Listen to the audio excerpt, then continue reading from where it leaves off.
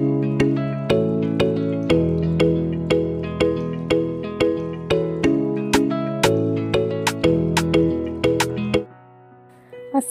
আলাইকুম। নতুন রান্নাঘর চ্যানেল থেকে সকলকে শুভেচ্ছা। আজ আমি খেজুরের গুড়ের পায়েস রেসিপি করে দেখাবো। তো প্রথম থেকে শেষ পর্যন্ত স্কিপ না করে দেখুন। এখানে আমি 200 গ্রামের মতন আতপ চাল নিয়েছি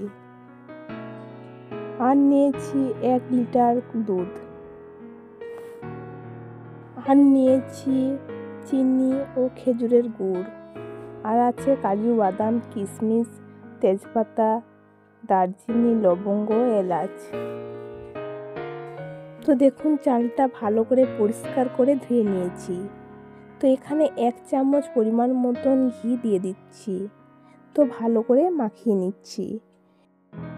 ঘি দিলে দারুণ একটা ফ্লেভার আসে, তো খেতে দারুণ স্বাদ লাগে। তো মাখানো হয়ে গেছে। তো গ্যাসের মধ্যে দেখুন একটা পাত্র বসিয়ে দিয়েছি। তো ওর মধ্যে দুধ দিয়ে দিচ্ছি। তো সম্পূর্ণ দুধ আমি দেব না,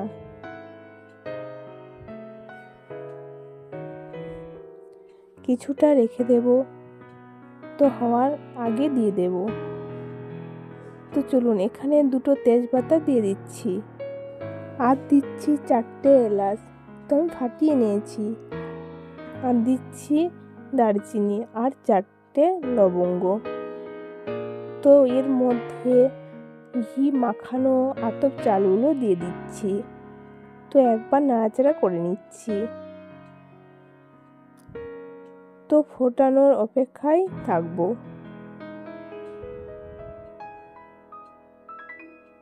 তো দেখুন 5 মিনিট পর ফুটে উঠেছে। চালটা সেদ্ধ হওয়ার জন্য অপেক্ষা করব।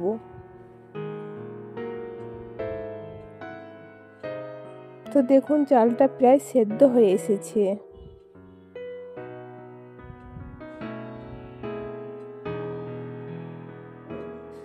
তো দেখুন বাকি দুধগুলো দিয়ে দিচ্ছি। এখানে আমি গুঁড়োর দুধ স্কিপ করে চলবো। তো দেখুন সেদ্ধ হয়ে গেছে। এবার খেজুরের গুড় দিয়ে দিচ্ছি আর দিচ্ছি চিনি।